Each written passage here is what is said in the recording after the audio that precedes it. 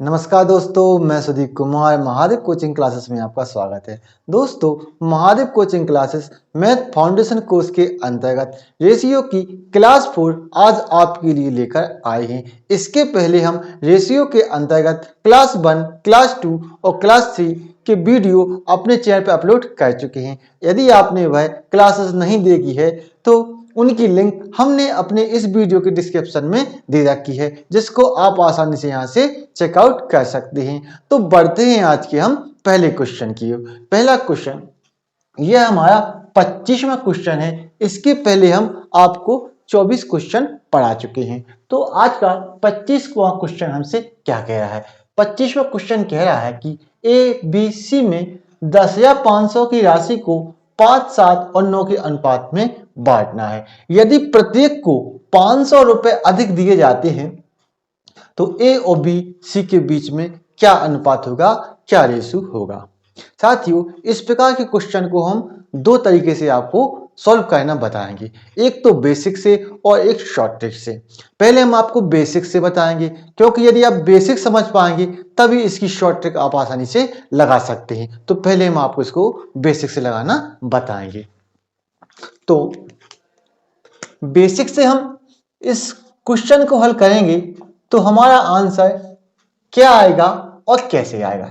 एक हमारे पास ए है और एक हमारे पास बी है और एक हमारे पास सी है। इनके बीच पैसों का अनुपात 5, 7 और 9 है। यदि हम निहायत ही बेसिक से इस क्वेश्चन को हल करते हैं तो ए का पैसा 5x है, बी का पैसा 7x है और सी का पैसा 9x है। यदि हम इनके पैसों को जोड़ते हैं तो ये 10,500 के बराबर होने चाहिए। तो 9 और 7 16 और 16 5 21, 21x है जो 10,500 के बराबर है।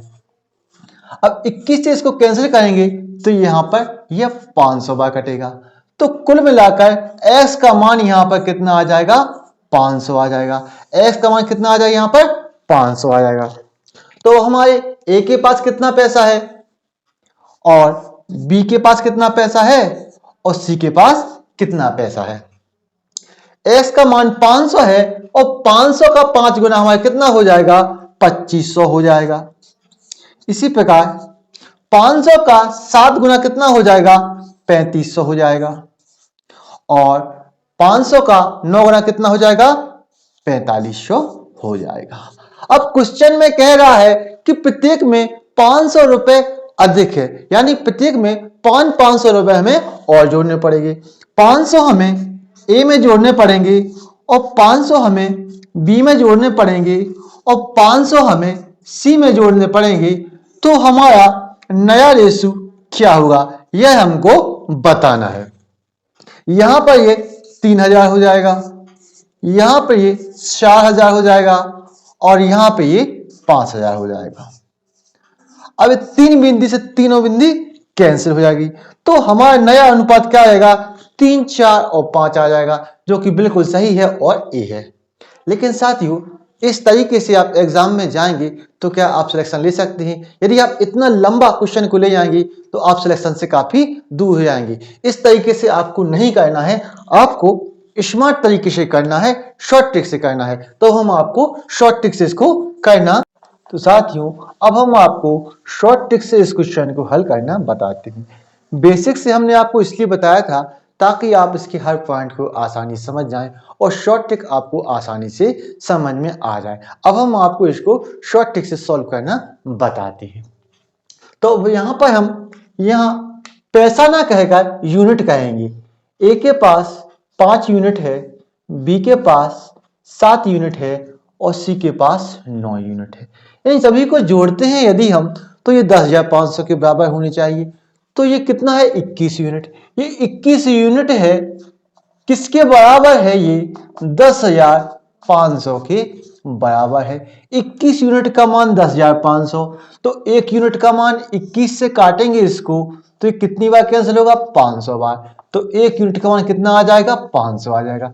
एक यूनिट का मान कितना आ जाएगा? हमारा 500 आ जाएगा। अब हमारी आदत होती है बेसिक से लंबा ले जाने की।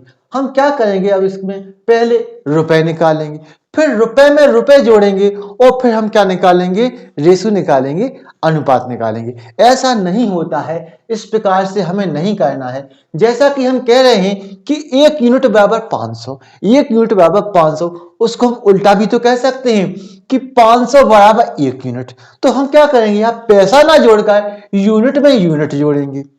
यदि हमें 500 रुपए जोड़ने हैं तो 1 यूनिट जोड़ेंगे, यदि हमें 1000 रुपए जोड़ने हैं तो हम 2 यूनिट जोड़ेंगे, यदि 2000 जोड़ने हैं तो हम 4 यूनिट जोड़ेंगे। यहां पर हमें कितना देना है, 500 रुपए अधिक है, तो हम क्या करेंगे, यहां पर 1 यूनिट जोड़ेंगे। यहां पर हम क्या करेंगे, यूनिट में यूनिट को जोड़ेंगे, तो हमारा कितना आ जाएगा, यहां पर 6 आ जाएगा, और यहां पर हमारा 8 आ जाएगा, और यहां पर हमारा 10 बोलेगा। तो कोई बोलेगा सर कि आपने यूनिट में यूनिट क्यों जोड़ा, तो भाई यूनिट में ही यूनिट जोड़ते हैं और पैसे में पैसे को जोड़ते हैं। यहां पर हमने यूनिट में यूनिट को जोड़ा और उसमें हमने पैसे को पैसे में जोड़ा था। अब इसको हम कैंसिल करेंगे तो ये 2 से 3 बार कैंसिल होगा, और ये 2 से 4 बार कैंसिल होगा, और 2 से ये 5 बार कैंसिल होगा। तो हमारा आंसर आ जाएगा 3 4 5, जो कि बिल्कुल सही है और ए है। इस तरीके से हम शॉर्ट ट्रिक से अपने आंसर को जल्दी से निकाल सकते हैं। आज के अगले क्वेश्चन की ओर, कि अगला क्वेश्चन हमसे क्या कह रहा है। अगला क्वेश्चन हमसे कह रहा है प्रश्न नंबर 26, 13,000 रुपए को एक्स, वाई और जेड में इस प्रकार विभाजित किया जाता है कि एक्स के हिस्से का दुगना वाई के हिस्से के तिगुने के बराबर है, जो जेड के हिस्से के 4 गुने के बराबर है, तो हमें वाई का हिस्सा कितना होगा, यह हमें ज्ञात करना है। साथियों, यह एसएससी में पूछा गया एक बहुत ही प्यारा क्वेश्चन है। जैसा कि यहाँ पर क्वेश्चन में कहा गया है कि 2 टाइम एक्स बराबर 3 टाइम वाई बराबर 4 टाइम जेड। अब साथियों, यहाँ पर हम आपको रेशियो की बात और रेशियो की कहानी बताते हैं। यदि यहाँ पर हम x का, y का और z को रेशियो में कन्वर्ट करते हैं, तो यदि हमें s का रेशियो निकालना है तो s को हम क्या कर लेंगे, छुपा लेंगे। s को यहाँ पर हम छुपा लेते हैं और 3 का 4 से इंटू कर देंगे, गुणा कर देंगे, तो हमारे यहाँ पर 12 आ जाएगा। उसी प्रकार यदि हमें y का रेशियो निकालना है तो y को हम छुपा देते हैं और 4 का 2 से इंटू कर देते हैं, गुणा कर देते, तो यहाँ पर 8 आ जाएगा। उसी प्रकार यदि हमें z का रेशियो निकालना है तो z को छुपा देते हैं और 3 का 2 से इंटू कर देंगे, गुणा कर देंगे, तो यहाँ पर हमारा 6 आ जाएगा। अब यहाँ पर ये 2 से 6 बार, 2 से 4 बार और 2 से ये 3 बार हमारा यह कैंसिल हो जाएगा। यह हमारा 6 4 और 3 का इनके बीच क्या निकल आ जाएगा, रेशियो आ जाएगा, ये अनुपात आ जाएगा। यानी कि हम राशि को 6 4 और 3 के अनुपात में बांटेंगे। अब यहां पर क्या कह रहा है कि 13,000, ये 13,000 है, जो ये किसका मान है, यह इन तीनों का मान है, तीनों का सम है। तो तीनों को हम यहां पर जोड़ देते हैं, 3 और 4 7, 7 अच्छा 13। ये 13,000 है, किसका मान है, ये 13 का मान है। जिसका मान होता है उससे हम डिवाइड करते हैं, भाग करते हैं। अब हमें ज्ञात क्या करना है, हमें y का हिस्सा ज्ञात करना है, और y का हिस्सा यहाँ पर कितना है, मान कितना है, 4 है, तो हम 4 से गुणा कर देते हैं। जो निकालना होता है उससे क्या करना पड़ता है, हमको गुणा करना पड़ता है, मल्टीप्लाई करना पड़ता है। इसको हम सॉल्व करते हैं तो यह हमारा क्या आ जाएगा, हमारे यहाँ पर आंसर निकल आएगा। इसको सॉल्व करते हैं तो ये 13 से 1000 बार कैंसिल हो जाएगा, और 4 का गुणा 1000 से करेंगे तो यहाँ पर आंसर हमारा क्या आ जाएगा, 4000 आ जाएगा, जो कि बिल्कुल सही है। और जो तो बढ़ते हैं आज के अगले क्वेश्चन के। अगला क्वेश्चन हमसे क्या कह रहा है, अगला क्वेश्चन हमसे कह रहा है प्रश्न नंबर 27, कह रहा है कि P/Q बराबर R/S और बराबर T/U बराबर 2/5। साथियों, इसका आंसर हम 2 मिनट में आसानी से बिना सॉल्व किए दे सकते हैं। ये बहुत ही सरल क्वेश्चन है। इसका आंसर जैसा कि हम बताएं, इसका आंसर होगा 2/5। इसमें जो दिया होता है वही उसका आंसर होता है। कैसे होता है, क्योंकि आपस में सभी कैंसिल हो जाते हैं और बाद में केवल 2/5 बचता है, बाकी सभी आपस में कट जाते हैं। तो इसका आंसर जो दिया होता है वही होता है। अब इसको आप कैसे करेंगे यह हम आपको बताते हैं, इसको सॉल्व करने का तरीका। अब यहाँ पर ये दिया गया है, इसका मतलब आप समझते हैं कि इसका मतलब क्या होता है। इसका मतलब होता है कि P R के बराबर है, R T के बराबर है और T 2 के बराबर है। यानी कि P R और T ये सभी 2 के बराबर है। इनका मान कितना है? 2 है। ये P है जो और R है, T है, ये सभी 2 के बराबर है। इसी प्रकार नीचे ये Q है जो S के बराबर है और S है जो U के बराबर है और ये U है ये 5 के बराबर है। यानी कि ये Q S U ये सभी 5 के बराबर है, यानी कि Q S और U का मान 5 है। अब हमें यहाँ पर सॉल्व क्या करना है? यहाँ पर दिया गया है यहाँ पर कि P A 4P plus 3R plus 7T दिया गया है, डिवाइडेड बाय दिया गया है 4Q बराबर 3S प्लस यहाँ पर 7U दिया गया है। इसको हमें सॉल्व करना है। अब यहाँ पर 4 लिखेंगे, फिर P का मान कितना दिया गया है? यहाँ पर 2 दिया गया है। फिर 3 लिखेंगे, R का मान यहाँ पर कितना दिया गया है? R का मान 2 है, तो यहाँ पर हम 2 लिखेंगे। फिर प्लस, फिर यहाँ पर 7 लिखेंगे और U का मान कितना दिया गया है? यहाँ पर T का मान कितना दिया गया है? 2 दिया गया है, तो यहाँ पर इंटू में हम 2 लिख देंगे। फिर डिवाइड करेंगे। अब यहाँ पर 4 Q का मान कितना दिया गया है? 5 दिया गया है। इसी प्रकार 3R, R का मान कितना दिया गया है? 5 दिया गया है और यहाँ पर 7U, U का मान कितना दिया गया है? 5 दिया गया है। तो इस प्रकार इसको हम आसानी से मान को रख सकते हैं। अब 2 यहाँ पर भी है, 2 यहाँ पर भी है, 2 यहाँ पर भी है, तो इस 2 को हम खींच के बाहर निकालेंगे और इसको हम कॉमन ले लेंगे। तो यहाँ पर ये 2 बाहर आ जाएगा, अंदर क्या बचेगा? 4 बचेगा। यहाँ पर अंदर क्या बचेगा? 3 बचेगा। यहाँ पर अंदर क्या बचेगा? 7 बचेगा। इसी प्रकार 5 यहाँ पर है, 5 यहाँ पर है, 5 यहाँ पर है, तो ये 5 को हम खींच कर बाहर निकाल लेंगे, इसको हम कॉमन ले लेंगे। तो हमारे अंदर क्या बचेगा? यहाँ पर 4 बचेगा, यहाँ पर क्या बचेगा? 3 बचेगा और इसका 5 निकल जाएगा तो क्या बचेगा? 7 बचेगा। ये एक सा है और ये एक सा है, तो ये आपस में क्या हो जाएंगे? कैंसिल हो जाएंगे। तो हमारा आंसर क्या आ जाएगा?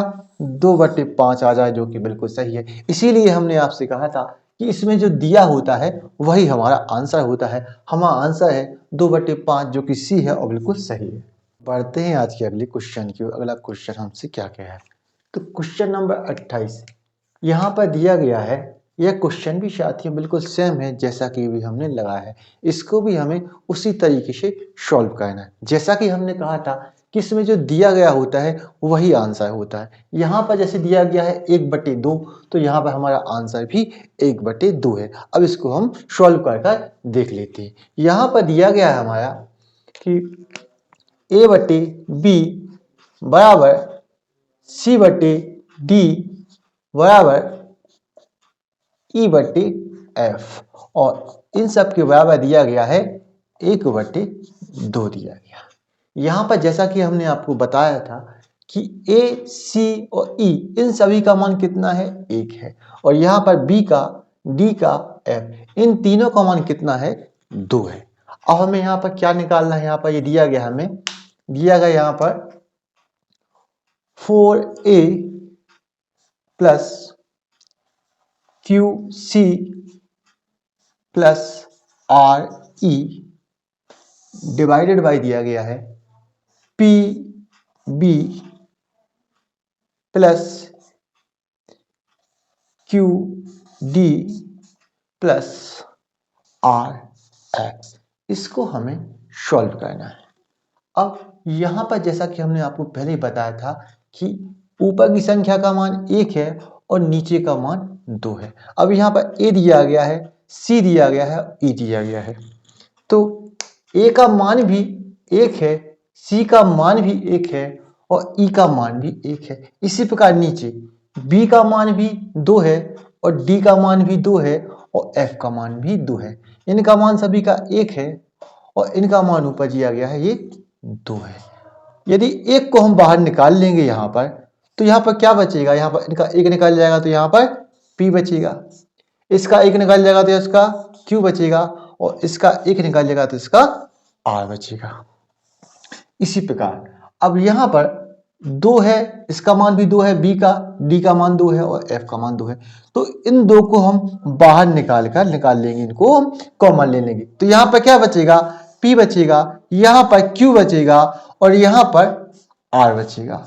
अब ये एक जैसे हैं तो ये आपस में कैंसिल हो जाएंगे और हमारा आंसर क्या आ जाएगा, 1/2 जो बिल्कुल सही है और जो कि ए है, जो कि बिल्कुल सही है। इस तरीके से इन सवालों को हम दोस्तों सॉल्व कर सकते हैं, हल कर सकते हैं। तो बढ़ते हैं आज के अगले क्वेश्चन की ओर। जैसा कि यहाँ पर दिया गया आज का क्वेश्चन 29।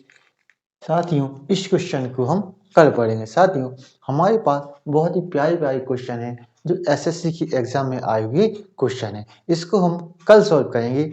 आज के लिए इतना ही। साथियों यदि आपको यह वीडियो पसंद आया है तो इस वीडियो को लाइक करें, शेयर करें और हमारे चैनल को सब्सक्राइब अवश्य करें। Thank you for watching.